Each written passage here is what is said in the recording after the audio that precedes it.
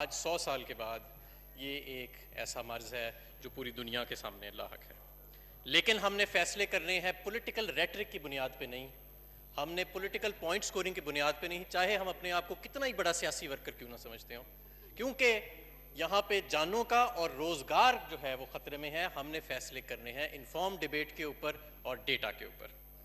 یہاں پہ سب سے پہلے بات ہوئی کہ یہ سمارٹ لاک ڈاؤن کیا چیز ہے، اور اس کا ایسے طنز کیا گیا کہ جیسے کہ یہ کوئی بڑی ہی احمقانہ بات ہے جو پوری دنیا میں کہیں نہیں ہو رہی۔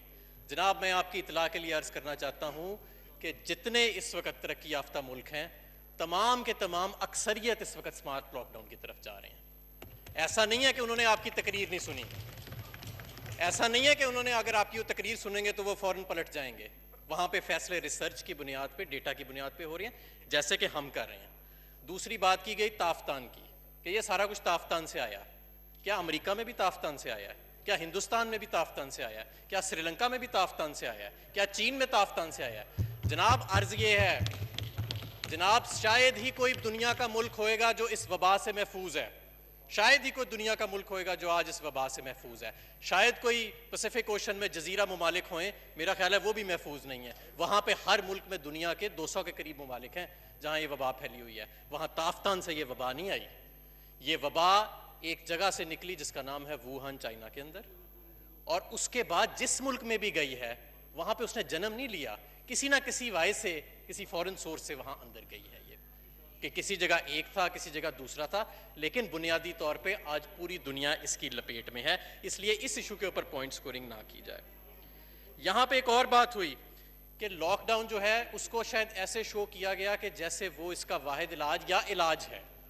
جناب، ایسے نہیں ہے، لاک ڈاؤن اس کا علاج نہیں ہے، لاک ڈاؤن اس کی وبا کے پھیلنے کی رفتار کو کم کرتا ہے۔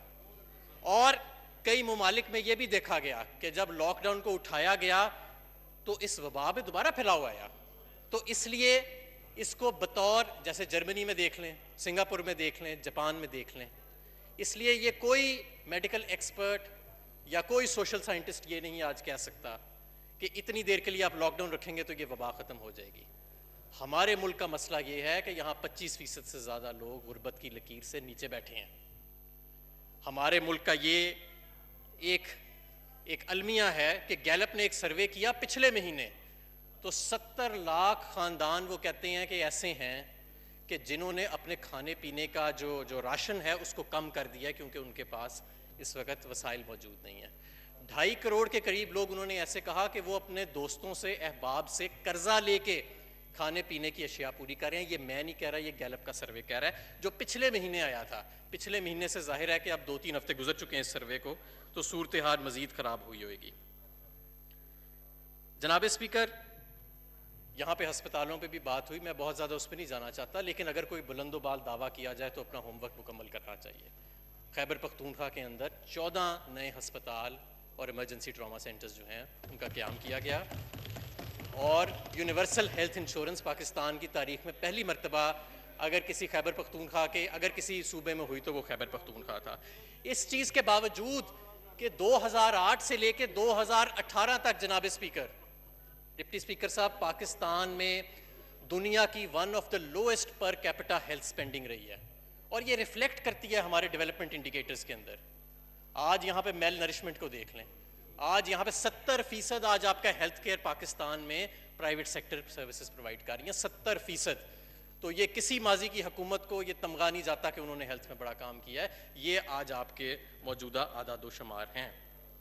جناب speaker, Pakistan institute of development economics کا جو ایک پروجیکشن ہے وہ یہ ہے کہ اگر لاک ڈاؤن کو اس کی موجودہ صورتحال میں مزید آگے بڑھایا جائے تو بے روزگار افراد کی جو ٹوٹل جو ان کی قوت ہے اس میں 2 کروڑ بیسٹ کیس سیناریو سے 7 کروڑ ورسٹ کیس سیناریو تک یہ معاملہ آگے چلا جائے گا۔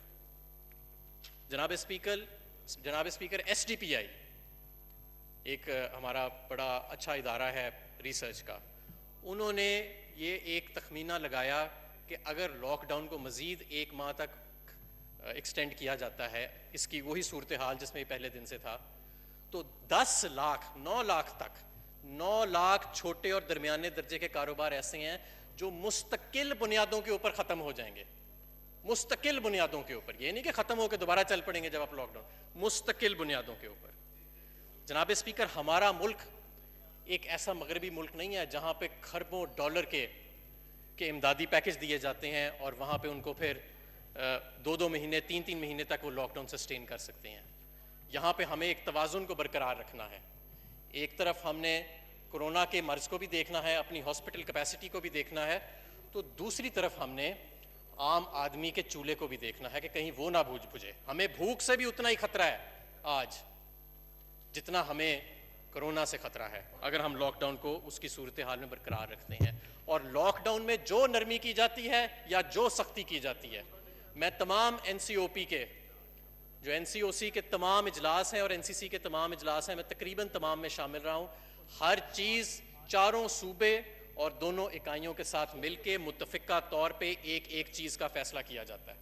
کوئی لاک ڈاؤن کے اندر توسیع نہیں ہوتی, کوئی نرمی نہیں ہوتی جب تک تمام اکائیاں اور تمام صوبے جو ہیں وہ ایک پیج پہ نہ ہوں. جناب اسپیکر, حکومت پاکستان نے 1200 ارب کا ایک اکنامک سٹیمولس پیکج جو ہے, ایک امدادی پیکج ہم نے اناؤنس کیا, اور اس کے اندر احساس پروگرام کے ذریعے 1 کروڑ 20 لاکھ خاندانوں کو امداد دی جا رہی ہے. اس میں 40 لاکھ صرف وہ ہیں جو پہلے سے ڈیٹا بیس میں موجود تھے, اور باقی تمام جو ہیں وہ نئے لوگ ہیں. جناب اسپیکر, پی ایم نے کرونا ریلیف فنڈ اناؤنس کیا اور اس کو مرج کیا گیا پاکستان کے جو مزدور احساس پروگرام تھا, اور اس کے تحت ہم نے 75 ارب روپے مختص کیے ہیں. وزیر اعظم کی جو فنڈ ریزنگ ہے وہ اس کے ساتھ علیحدہ جوائن ہو رہی ہے, اور ہم یہ جو 1 کروڑ 20 لاکھ لوگ تھے, ان کے علاوہ ہم 40 سے 60 لاکھ لوگ جو بے روزگار ہوئے ہیں کرونا کی لاک ڈاؤن کی بندشوں کی وجہ سے, ان کو ہم براہ راست فائدہ پہنچائیں گے اور امداد پہنچائیں گے 12,000 روپے کی. جناب اسپیکر, ہم نے ایک چھوٹا کاروبار امدادی اسکیم کا اناؤنس کیا, اور پہلی مرتبہ پاکستان کی تاریخ میں چھوٹے اور درمیانے درجے کے کاروباروں کے لیے اتنی وسیع اور اتنی مؤثر اسکیم سامنے آئی. 35 لاکھ چھوٹے کاروبار, جس میں 5 کلو واٹ کے کمرشل کنیکشن اور 70 سبسڈی رمضان پیکج کی علیحدہ مختص کی, اور آج یوٹیلیٹی سٹورز کارپوریشن میں پچھلے رمضان کی بنسبت 10 گنا زیادہ مٹیریل سیل کرنے کے آج سٹاکس موجود ہیں, اور 8 سے 9 گنا سیل آلریڈی جو پہلے 15 دن گزر چکے ہیں رمضان کے, ان کے اندر ہو بھی چکی ہے. جناب اسپیکر, اس کے علاوہ وزارت خزانہ نے اور اسٹیٹ بینک آف پاکستان نے بڑی مؤثر اسکیمز جو ہیں وہ اناؤنس کی. سب سے پہلے چھوٹے اور درمیانے درجے کے کاروبار کے لیے 40% حکومت پاکستان نے گارنٹی دی کہ اگر کوئی کمرشل بینک ان کو لینڈ کرتا ہے اور اس کو نقصان ہو جاتا ہے اس کے پرنسپل پہ, تو 40% حکومت پورا کرے گی. 30 ارب روپے اس کے لیے مختص کیے گئے. پھر اسٹیٹ بینک آف پاکستان کی ری فائنانس اسکیم آئی کہ جہاں پہ جو ادارے بند پڑے ہیں وہ اپنے مزدوروں کو سیلریز اور ویجز, یعنی کہ ان کی تنخواہیں جو ہیں وہ مسلسل دیتے رہیں, اور یہ اس کا جو شرح سود رکھی گئی وہ 3% کے قریب رکھی گئی. جناب اسپیکر, اس اسکیم کے لیے تقریباً 100 ارب روپے کی اپلیکیشنز موصول ہوئیں, جس میں سے 50% کے قریب اپلیکیشنز کو منظور کر کے پروسیس کر بھی دیا گیا ہے.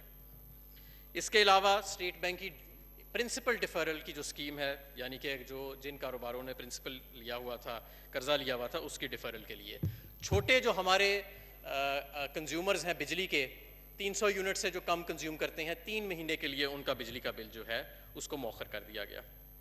اس کے علاوہ جناب اسپیکر, 100 ارب روپے کے پرانے سیلز ٹیکس کے ایریئرز ایف بی آر میں پڑے ہوئے تھے جو نان ایکسپورٹرز کے تھے, ایکسپورٹرز سے جن کا تعلق نہیں تھا, ان کو, جس کے اندر ایکسپورٹرز کے ریفنڈز بھی شامل تھے, ڈیوٹی ڈرا بیکس بھی شامل تھا, اور ڈی ایل ٹی ایل بھی 10 سال پرانے, ان سب کو جناب اسپیکر موجودہ حکومت نے, پرانی حکومتوں کے واجبات کو موجودہ حکومت نے کلیئر کیا. جناب اسپیکر, ڈیزل کی قیمتوں کے اندر کمی لائی گئی, 42 روپے کے قریب ڈیزل کی قیمت, اور تقریباً 27 سے 30 روپے کے قریب پیٹرول کی قیمت کے اندر کمی لائی گئی, اور اس وقت برے صغیر کے اندر جو ڈیزل اور پیٹرول ہے وہ پاکستان میں سب سے کم ہے. جناب اسپیکر, ہمارا ملک جس وبا سے گزر رہا ہے, میں سمجھتا ہوں کہ وقت کا تقاضا سمجھتے ہوئے فوری طور کے اوپر این سی او سی کو جو کانسٹیٹیوٹ کیا وزیر اعظم نے, چاروں صوبوں کو اور دونوں اکائیوں کو آن بورڈ لیا گیا, اور فوری طور پہ فیصلہ سازی کی گئی, اس سے پورے پاکستان میں کسی جگہ پہ آپ کے اسینشل فوڈ آئٹمز کے یعنی ضروری اشیاء کے روزمرہ کی جو اشیاء ہیں اس میں کسی جگہ میں کمی نہیں آئی. پی پی ایز کی بات ہوئی کہ جی پی پی ایز یعنی کہ جو پرسنل پروٹیکشن اکوپمنٹ ہے وہ سپلائی نہیں کی جا رہی. جناب اسپیکر میں آپ کو یہ بھی بتا دوں کہ اس وقت جو پی پی ایز کے نمبر سپلائی کیے گئے ہیں وہ این ڈی ایم اے کی ویب سائٹ کے اوپر موجود ہیں, سب جا کے دیکھ سکتے ہیں. اور کیونکہ ہمیں بیچ میں یہ محسوس ہو رہا تھا کہ صوبوں تک تو یہ پی پی ایز پہنچ رہے ہیں لیکن آگے ہسپتالوں تک نہیں دیے جا رہے, تو وفاقی حکومت نے براہ راست ہسپتالوں کو تمام صوبوں میں اور دونوں اکائیوں میں پی پی ایز کی فراہمی کو شروع کر دیا. جناب اسپیکر یہ جو وبا ہے ہم نے اس کے ساتھ ایک حکمت کے ساتھ آگے لڑنا ہے. ہم نے نہ مایوسی پھیلانی ہے اس ملک میں, اور جو مایوسی پھیلا رہے ہیں انشاءاللہ تعالیٰ وہ خود مایوس ہوں گے. یہ ملک بڑے بڑے سانے برداشت کر چکا ہے, یہ ملک بڑے بڑے کرائسس برداشت کر چکا ہے, اور ہمیشہ جب ان کرائسس سے باہر نکلا ہے تو پہلے سے زیادہ مضبوط نکلا ہے. میں آپ کو دعوے سے کہہ سکتا ہوں, میرا یہ ایمان ہے کہ ہم اس کرائسس سے بھی باہر نکلیں گے اور انشاءاللہ تعالیٰ پہلے سے زیادہ مضبوط نکلیں گے, ایک نئے پاکستان کے ساتھ, ایک نئے عزم کے ساتھ باہر نکلیں گے. اگر کوئی اس ہاؤس میں یا اس ہاؤس سے باہر کوئی خوف کی فضا پھیلانا چاہتا ہے, کوئی مایوسی کی فضا پھیلانا چاہتا ہے, تو انشاءاللہ تعالیٰ وہ مایوس ہوئے گا, وہ خود مایوس ہوئے گا. حکومت پاکستان نے یہ جو اقدامات اٹھائے جن کی میں نے آپ کے سامنے صرف چند تفصیل بیان کی ہیں جو میرے شعبے سے تعلق رکھتی ہیں, جو این ڈی ایم اے نے کام کیا ہے, جو وزارت صحت نے کام کیا ہے, اس کے باوجود کہ صحت جو ہے وہ ایک ڈیوالوڈ سبجیکٹ ہے, اس کے باوجود وفاق نے اپنی ذمہ داریوں سے پیچھے نہیں ہٹے. اس کی تاریخ نہیں ملتی. ہندوستان میں دیکھیں کیا مس مینجمنٹ ہو رہی ہے, ہندوستان میں ذرا جا کے دیکھیں کہ اداریے کس طرح لکھے جا رہے ہیں ہندوستان میں, کہ کس طرح کا کیوس وہاں کے اوپر لگایا گیا, کیونکہ حکومت نے وہاں حکمت سے کام نہیں لیا. کبھی پورا اقدام اکٹھے بند کر دیا, لاکھوں لوگ سڑکوں پہ نکل آئے, کبھی کچھ کیا, کبھی ریورسل کیا, کبھی کچھ کیا. لیکن ہم نے ڈیٹا کی بنیاد کے اوپر ہم جو فیصلے کر رہے ہیں, اور میں سمجھتا ہوں کہ اس کا ایک اچھا اثر جو ہے وہ انشاءاللہ تعالیٰ پاکستان میں آئے گا. یہ وبا جو ہے یہ بڑھ رہی ہے اور یہ بڑھے گی آنے والے دنوں میں بھی, لاک ڈاؤن کے باوجود بھی بڑھے گی. لیکن ہم اگر اپنے غریب لوگوں کے روزگار کو سامنے مد نظر رکھیں گے, اگر ہم حکمت سے فیصلے کریں گے, اگر ہم خوف کی بنیاد پہ یا مایوسی پھیلانے کی بنیاد پہ یا پولیٹیکل ریٹرک کی بنیاد پہ فیصلے نہیں کریں گے, تو انشاءاللہ تعالیٰ ہم اس وبا سے بھی باہر نکلیں گے, اور انشاءاللہ تعالیٰ پاکستان جو ہے وہ جس طرح پہلے مختلف کرائسس سے باہر نکلا ہے, اس کرائسس سے بھی ہم انشاءاللہ تعالیٰ اچھے طریقے سے باہر نکلیں گے. بہت شکریہ. جی جناب بلاول بھٹو زرداری صاحب.